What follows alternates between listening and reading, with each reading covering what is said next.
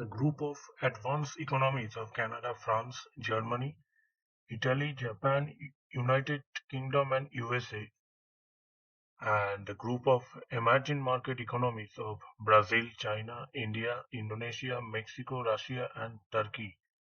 A gross domestic product at a purchasing power parity that adjusts for the price level differences across the countries and provides a better measure for the volume of goods and services produced in an economy. The GDP at PPP is discussed, and the GDP has MER, that a market exchange rate that provides a better measure of the value of goods and services produced in an economy and that converts the country's GDP in national currency to US dollar based on current market exchange rates.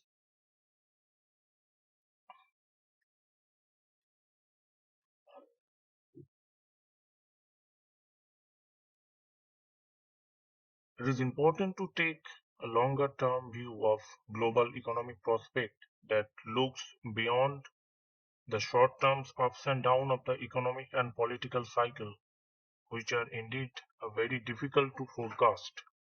Instead, some interesting approach in this report that based on a rigorous and modeling approach focuses on the fundamental drivers of the growth, demographics and productivity, which in turn is driven by those technological progress and diffused through the international trade and investment. The US progressed through the 19th and early 20th century to become the largest economy in the world despite a civil war, various other conflicts with foreign powers, three presidential assassination, and those numerous economic and financial crises. These forces also help a economic growth to bounce back strongly from two world wars and a Great Depression to reach a record level in the post-war decades. Looking ahead, we think that we will see an emerging economies to come and dominate in the 21st centuries. By 2050, we project that maybe China will be the largest economy in the world by a significant margin, beating the US. And India could have edged past the US into the second place, and Indonesia have risen to the fourth.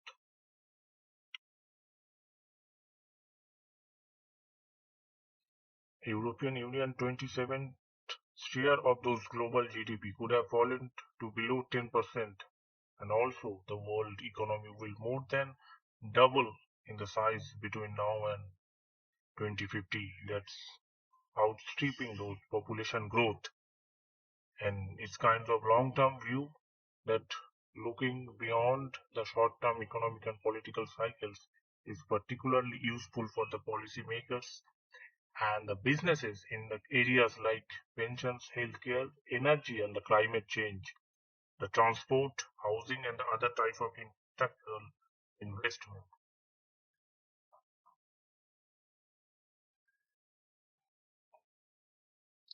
It is important to extend the point to deeper structural shift, notably a populist backlash against globalization, automation, and the perceived impact of these trends in increasing income inequality and weakening those social cohesions that strained both those real policy changes across the developed world and beyond, that there is no silver bullet to address these concerns. They require determine those efforts by the government to boost the quality of education and the training and address that have perceived the unfairness to the well-targeted fiscal policies. And they also require some real political leadership to resist the call for the increased protectionism and maintain those momentum for the longer term issues like climate change and global poverty reductions. In a business perspective, there is also need to look beyond the short term economic volatility in the both advanced and emerging economies and develop those strategies in the right balance of the flexibility and the patience.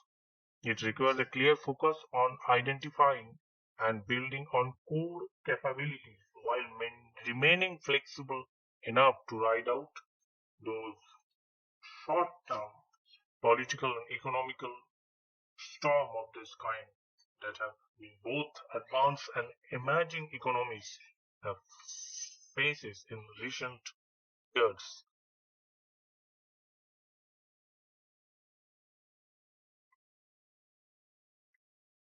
The world economy could more than double in size, like assuming broadly that the growth-friendly policies, including no sustained long-term retreat into protectionism and no major global civilization threatening catastrophes, have found, and the emerging market will continue to be the growth engine for the world economy. By 2050, the emerging economy could have increased their share of world GDP from around 35% to almost 50%. China could be the largest economy in the world, accounting for around 20% of world GDP in 2050, with India in the second place and Indonesia in the fourth based on GDP at PPP model. The number of emerging market other also increased take a center stage, with Mexico could be larger than the UK and Germany by 2050 in PPP terms, and six of the seven largest economy in the world could be emerging market by that time. Meanwhile, the European Union 27 group countries share of world GDP could be down to less than 10% by 2050, smaller than India alone. And India, Vietnam, and Bangladesh to be the three of the world's fastest growing economies over this period, and UK growth has the potential to outpace the average rate in the European Union 27 group that after the transitional impact of Brexit that have passed, although that the fastest growing those large European Union economy to be maybe some interesting news have come in future.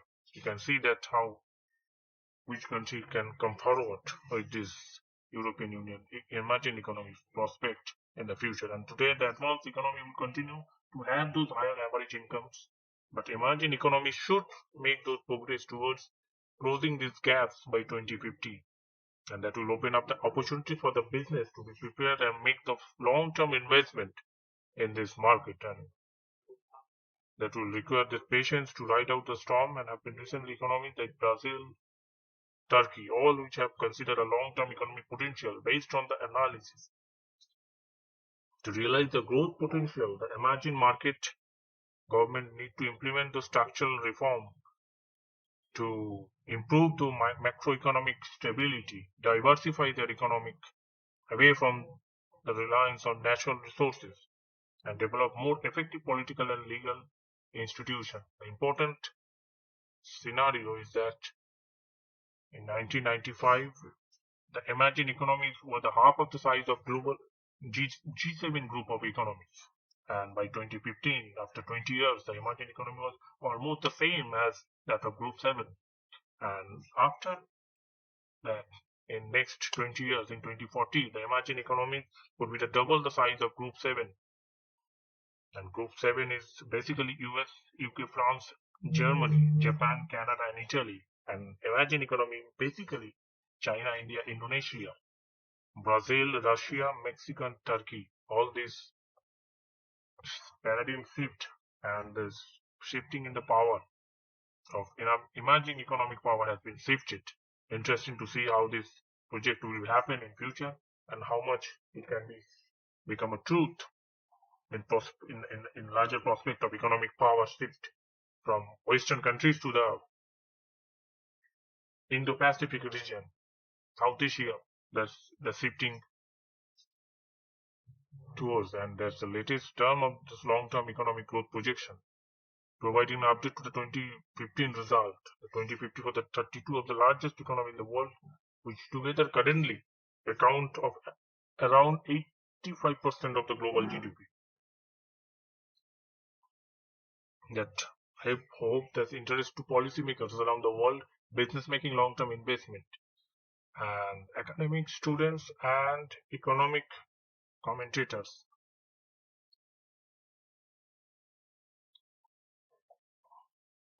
That is also identify that the broad long-term trend abstracting from the short term and the political cycles not able to make those precise forecast of GDP in 2050, which is clearly not possible looking that far ahead, but need to believe that it's possible to trace out the broad shape of economic power shift over this period and the impact of large alternative range of assumption with long-term growth projections that can be fulfilled for the global with no major civilization threatening global catastrophe happening over the period in 2050.